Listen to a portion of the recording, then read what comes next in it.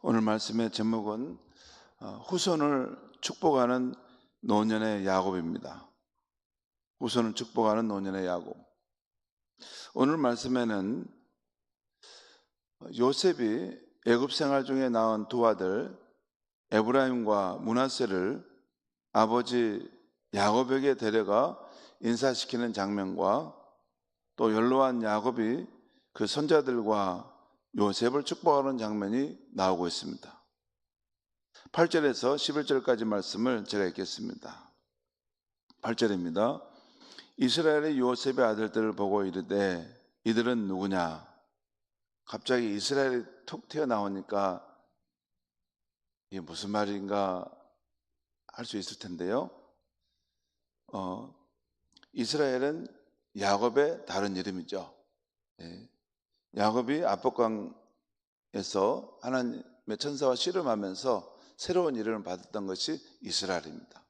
이제 이스라엘이라 할 것이고 너의 후손들이 앞으로 이제 이 땅에 번성하게 될 것이다. 이런 그 이스라엘입니다. 그러니까 이스라엘이 야곱이 요셉의 아들들을 보고 이르되 이들은 누구냐? 요셉이 그의 아버지에게 아뢰되 이는 하나님이 여기서 내게 주신 아들들이니이다. 여기는 어디예요? 애굽 땅이죠. 애굽 땅에서 내게 주신 아들들, 내가 낳도록 해주신 아들들입니다. 아버지가 이르되 그들을 데리고 내 앞으로 나오라. 내가 그들에게 축복하리라. 이스라엘의 눈이, 야곱의 눈이 나이로 말미암아 어두워서 보지 못하더라. 지금 야곱의 나이가 몇 세예요? 147세. 137세 때 애굽의 바로에게 나가서 이렇게 축복해요 기도해 줬죠. 그리고 17년이 지나서 이제 147세가 됐습니다. 그러니 나이가 이제 많이 들어서 눈이 침침해지고 이제 잘 보이지 않았던 것이죠. 10절 중간에 보겠습니다. 요셉이 두 아들을 이끌어 아버지 앞으로 나아가니 이스라엘이 그들에게 입맞추고 그들을 안고 11절 요셉에게 이르되 내가 내 얼굴을 보리라고는 생각하지 못하였더니 하나님이 내게 내 자손까지도 보게 하셨도다. 사실 이 말은 야곱에게는 참 기가 막힌 말입니다. 야곱에게는.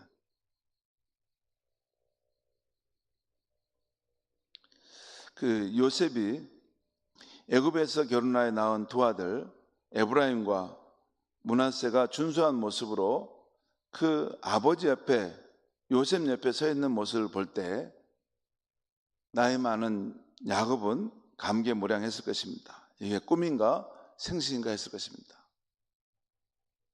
왜냐하면 오늘 야곱이 요셉에게 한 말대로 내가 내 얼굴을 다시 보리라고는 생각지도 못했는데 이렇게 하나님께서 내 자손까지 보게 해주셨구나. 이전에 야곱은 그 아들들이 가져온 요셉의 채색옷에 피 묻은 것을 보고 요셉이 죽은 줄로 알았습니다. 그래서 심히 낭망했죠. 그런데 22년이 지나 대제국 애굽의 총리가 되어 있었던 것입니다. 또 이렇게 애굽에서 결혼해 낳은 준수한 손자들까지 대동하고 자기 앞에 나타난 것입니다. 이것을 볼 때 야곱은 하나님의 은혜에 감격했을 것입니다. 저는 오늘 이 말씀을 아침에 묵상하다가 참 우리 인생이 이랬으면 얼마나 좋을까 하는 생각이 들었어요. 그 야곱이 요셉에게 이르기를 내가 내 얼굴을 보리라고는 생각지도 못했는데 하나님께서 내게 내 손자까지도 보게 하셨구나. 놀라운 말씀, 축복의 말씀이죠. 내가 너를 잃어버린 줄 알았는데 너를 이렇게 어엿하게 참 멋진 인생으로 이렇게 바꿔주셨고 또 내 손자들도 이렇게 준수한 모습으로 서 있는 모습을 내 눈으로 목도하게 되는데 이 은혜가 어디 있는가, 이 하나님이 나를 정말 축복해 주셨구나 하는 이 고백의 말씀입니다. 저와 여러분의 인생에도 이런 축복이 있기를 바랍니다. 저는 이런 축복을 받았으면 좋겠어요. 진짜 받았으면 좋겠어요. 우리 자녀들을 기르고 우리 손주들을 보는데 아직은 다 미약하지 않습니까? 저 아이들의 미래가 어떻게 될까? 과연 잘 될 수 있을까? 혹시 길을 잘못 들면 어쩔까? 근데 오늘 이 말씀 보면 분에 넘치는 하나님의 축복으로 인해서 죽은 줄 알았던 요셉이 살아있을 뿐만 아니라 애굽의 총리가 되어 있고 그의 손주들까지도 이렇게 준수한 모습으로 이렇게 옷을 입고 자기 앞에 나타나니, 여러분 그 애굽의 총리의 이 아들들이면 얼마나 옷을 잘 입었겠어요? 얼마나 잘 먹고 잘 교육받았겠습니까? 아마 얼굴에 빛났을 것입니다. 그런 모습을 가지고 자기 앞에 나타났으니 꼭 여러분과 우리 자녀들이 이런 인생이 돼서 우리 앞에 나타나는 축복을 누리게 될 수 있기를 바랍니다. 그 다음 내용은 연로한 야곱이 손을 펴서 그 손자들을 축복하는 장면이 나옵니다. 14절부터 16절까지 제가 또 읽으면서 말씀드립니다. 14절입니다. 이스라엘이 야곱이 오른손을 펴서 처남 에브라임의 머리에 얹고 왼손을 펴서 므낫세의 머리에 얹으니 므낫세는 장자라도 팔을 엇바꾸어 얹었더라. 이 말씀이 무슨 의미예요? 지금 야곱이 그 요셉의 아들들, 그러니까 손주들을 축복하는데 손을 엇바꾸어 놓았다는 거예요. 이렇게 했다는 거예요. 여기 제 오른손이잖아요. 오른손으로 왼쪽에 있는 이 에브라임 머리에 손을 얹고 왼손으로 오른쪽에 있는 므낫세의 머리에 손을 얹고 이렇게 축복했다는 거예요. 보통은 이렇게 하잖아요. 이렇게 하죠. 이 오른손은 장자, 왼손은 차자, 이렇게 하는데 지금 요셉이 그 아들을 데리고 왔을 때 이렇게 그 아버지가 축복할 것을 알고 이렇게 장자를 오른쪽에 세우고 차자를 왼쪽에 세웠는데 야곱은 축복할 때 이렇게 엇갈리게 축복했다는 거예요. 오른손으로 차자의 머리에 손을 얹고 왼손으로 장자의 머리에 손을 얹고 이렇게 축복하며 기도했다는 거예요.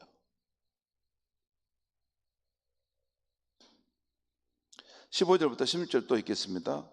그가 요셉을 위하여 축복하여 이르되 내 조부 아브라함과 아버지 이삭에 섬기던 하나님, 나의 출생으로부터 지금까지 나를 기르신 하나님, 나를 모든 환난에서 건지신 여호와의 사자께서 이 아이들에게 복을 주시오며 이들로 내 이름과 내 조상 아브라함과 이삭의 이름으로 칭하게 하시오며 이들이 세상에서 번식되게 하시기를 원하나이다. 세 가지 축복을 했어요.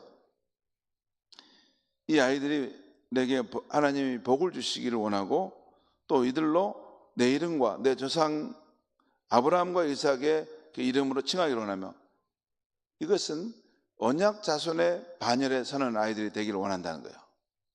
그리고 세 번째는 이들이 세상에서 번성하고 형통케 되기를 원한다는 축복을 했어요. 누구의 이름으로?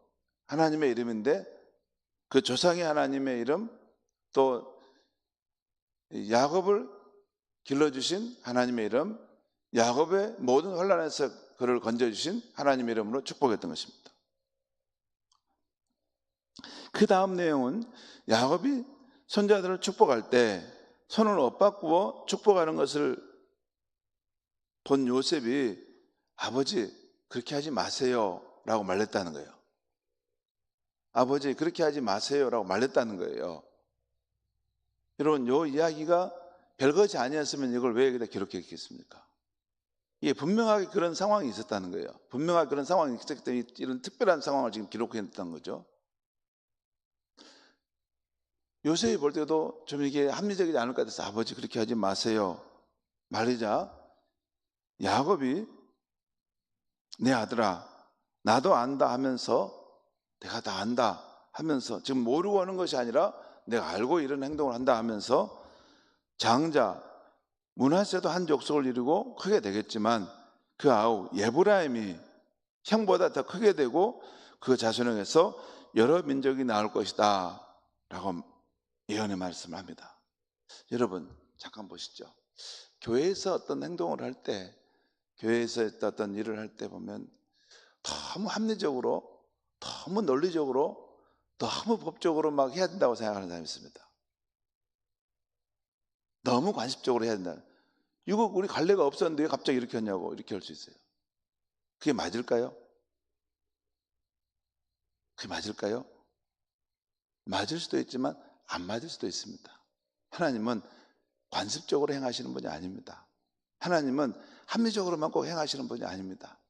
하나님이 사람의 수준에 와서 거기에 끼어서 겨우겨우 일해 가야 됩니까?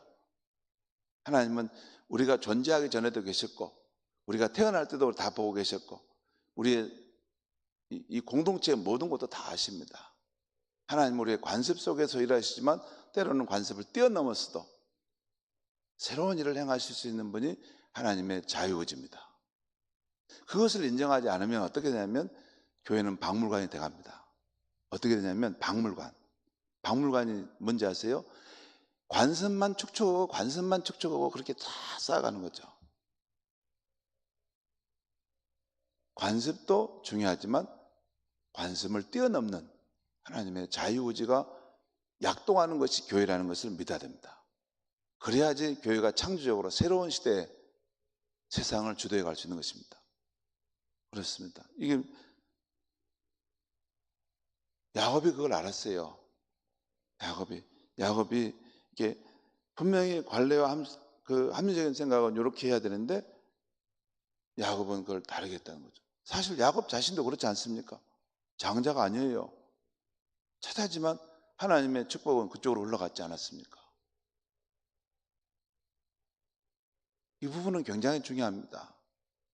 교회가 박물관이 되면 안 되고, 왜냐하면 교회는 늘 새로운 시대에 맞게끔 변혁을 이루고 나아가야 되는데, 그러려면 새해를 향하시는 하나님의 손길이 어느 쪽에 있는가를 봐야 됩니다. 진짜 봐야 됩니다. 인간은 이렇게 관습적인 것을 벗어나기 어려워하거든요. 굉장히 어려워합니다. 저도 그렇습니다. 안 가본 길, 안 하던 길로 하자고 하면 당황스럽습니다. 그런데 하나님은 그렇게 제한할 수 없는 분이십니다. 그렇게 제한하면 그때부터 하나님은 우리가 통제하고 있는 것입니다. 하나님은 우리를 늘 새로운 길로, 그런데 그 길이 진리와 생명의 길입니다. 그 길을 따라가는 것이 하나님 믿는 성도의 모습입니다. 오늘 야곱이 그 세계를 알고 있었어요. 그러니까 관습을 초월해서 이렇게 엇갈려서 축복기도 하고 있는 것이죠. 자, 장자 므낫세도 크게 되겠지만 그 아우 에브라임은 형보다 더 크게 되며 그 자손에게서 여러 민족이 나오는 그런 일을 하나님이 행하실 것이다 하고 예언의 축복을 주신 것입니다. 그리고 눈이 어두워 잘 보이지 않는 야곱이 요셉에게 또 이렇게 축복하는 장면이 나옵니다. 그것이 21절, 22절에 나와요. 또 제가 읽겠습니다. 21절입니다. 이스라엘이 야곱이 요셉에게 또 이르되 나는 죽으나 하나님이 너희와 함께 계시사 너희를 인도하여 너희 조상의 땅으로 돌아가게 하시려니와. 지금 야곱이 마지막으로 지금 유언과 같은 말이죠. 나 이제 죽을 때가 됐구나. 나는 죽을 것이지만 하나님께서는 너희와 변함없이 함께 하실 것이고 너희를 인도하여 너희 조상의 땅으로 결국엔 돌아가게 하실 것이다.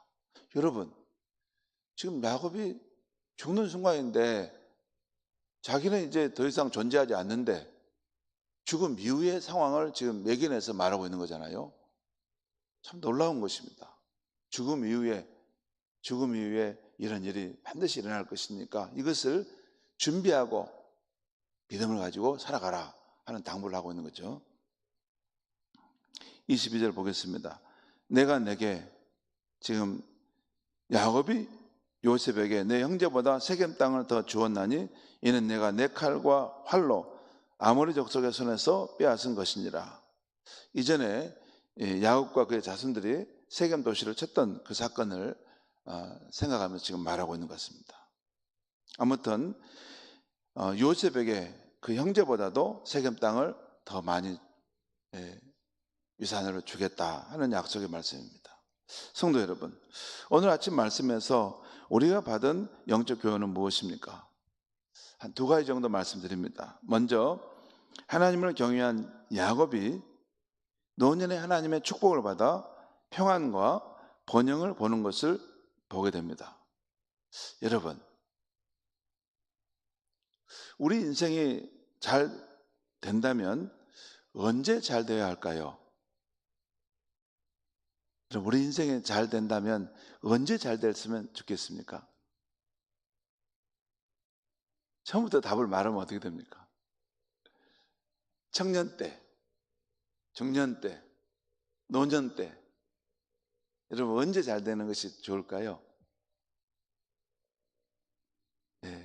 다 잘 돼야 되죠. 그렇지만 세월이 지나면서 요즘에 제가 느끼는 것은 노년에 잘 되는 것이 중요하구나.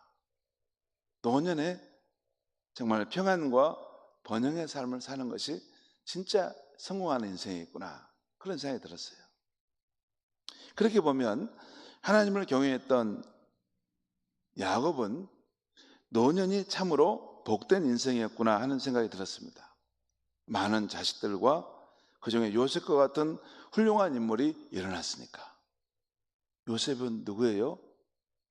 한마디로 하늘 효자입니다. 하늘 효자. 진짜 요셉은 하늘 효자예요. 우리 집안에 있는 효자 정도가 아니라 하늘 효자. 하나님 아버지 앞에서도 참 효자고, 내 자식이지만 내게도 참 효자고. 야곱이 그랬겠죠. 야곱이 볼 때 너는 비범한 인물이구나. 너는 우리 가정을 넘어서 정말 이 대제국 애굽 전체를 이끌 만한 그런 훌륭한 인물이고, 너는 이 천지의 주제이신 하나님을 섬기는 진정한 하늘 효자구나. 너는 내게 태어난 자식이지만 나보다 더 큰 인물이구나 할 만한 사람이 야곱에게 요셉이었던 것이죠. 그런 인물이 자기 몸에서 일어났으니 얼마나 감사하겠습니다. 한마디로 시편 128편에 나오는 하나님을 경외하는 자는 평생의 예루살렘의 번영을 보며 내 자식의 자식을 볼지어다 라는 이 축복을 받은 사람이 오늘 이 야곱이구나 하는 것이에요. 여러분과 저의 삶에도 이런 축복이 있게 되기를 간절히 바랍니다. 다음으로 또 하나 더 보면 오늘 말씀에서 받는 영적 교훈 두 번째는 자기 선조와 언약을 맺으신 하나님을 경외하고 섬겨온 야곱이 이제 그 하나님의 이름으로 자기 아들과 손주들을 축복하는 모습입니다. 내 조부와 내 아버지가 섬겨온 하나님, 내 출생에서부터 지금까지 나를 길러주신 하나님, 나를 인생 여정의 모든 환난에서 건져주신 하나님. 여러분, 인생을 살아오면서 환난이 있지 않습니까? 아무래도 많은 환난이 있는데 그 모든 환난을 극복할 수 있게 해주신 하나님, 그 하나님의 이름으로 내가 너희를 축복한다 하면서 야곱이 그 아들과 손주들을 축복하고 있는 모습입니다. 성도 여러분, 우리 모두도 때가 되면 야곱처럼 나이가 많아 눈이 어두워 잘 보이지 않을 때가 올 것입니다. 다른 이들이 부축해줘야만이 침상에서 일어나는 때가 올 것입니다. 우리 조상들이 돌아갔던 그곳으로 돌아갈 때가 올 것입니다. 반드시 옵니다. 그것이 머지않아 옵니다. 그때가 왔을 때 예수 그리스도 안에서 우리와 새 언약을 맺으신 하나님으로부터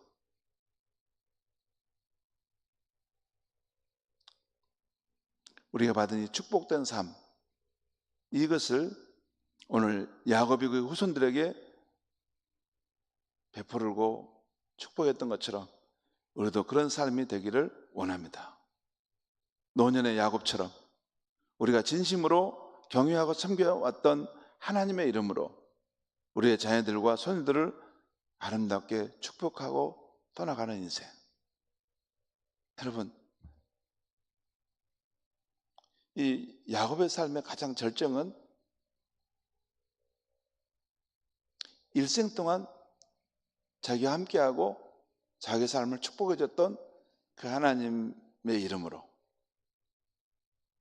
가장 엑기스만을 모아가지고 마지막에 그의 아들과 후손을 지금 축복하고 있는 거예요. 내게 그 복을 주셨던 그 하나님, 이제 나는 세상을 떠나니 내 후손인 내 아들과 이 손주들에게 하나님 복을 주십시오. 그래서 그들을 축복하고 떠나가는 것. 그것이 인생의 유종 의미를 거두고 영원한 그 나라로 돌아가는 우리 크리스찬의 모습인 줄 믿습니다. 여러분, 잠깐 들어보시죠. 우리가 복을 받고 살고 끝나는 것은 반쪽짜리밖에 안 됩니다. 진짜입니다. 반쪽짜리입니다. 우리를 부르신 것은 우리와 우리 후손들을 통해서 하나님 계속해서 역사하시고 또 영광을 받으시며 하나님의 일들을 우리 후손들을 통해서 이루어 가시고자 한다는 것. 그래서 여러분, 기회가 되면 제가 꼭 당부드린데요, 여러분 자녀들을 만날 때 중요한 순간에 얘들아, 내가 너희들 기도하고 싶구나 해서 붙들고 꼭 축복기도 하시기 바랍니다. 진짜로 기도해 주셔야 됩니다. 마음속으로만 생각하면 아무 소용없습니다. 그렇지 않습니다. 그 아이들을 붙잡고 기도를 해 주셔야 돼요. 인생의 중대한 순간에, 어려운 순간에 하나님이 너의 인생 가운데 살아계시다는 것을 그들을 붙잡고 눈물로 기도를 해 주셔야 됩니다. 그러면 우리가 죽어도 떠난 후에도 그 아이들이 우리가 믿었던 하나님을 생각하고 하나님을 의지하고 살게 될 줄 믿습니다. 기도하겠습니다. 하나님 아버지, 오늘 이 아침에 그의 후손들을 축복하는 야곱의 모습을 오늘 보게 되었습니다. 하나님 아버지, 참 하나님을 경외했던 야곱이 노년에 하나님의 축복을 받아 참으로 평안과 번영의 삶을 산 것을 보았는데, 하나님, 우리 성도들의 삶의 노년도 이렇게 예루살렘의 번영을 보며 내 자식을 볼지어다 라는 이 놀라운 축복을 받는 삶을 살도록 은총을 베풀어 주시옵소서. 또한 우리가 받은 그 하나님의 사랑, 그 은혜, 그 놀라운 축복을 우리 당대에 멈추지 않고 우리 후손들에게도 하나님 아낌없이 베풀어 달라고 기도할 때 그 기도대로 우리 후손들의 삶이 하나님께 복을 받아 하나님께 영광된 인생들을 살아가는 그런 사람들이 될 수 있도록 축복하여 주시옵소서. 감사하며 예수님의 이름으로 기도합니다. 아멘.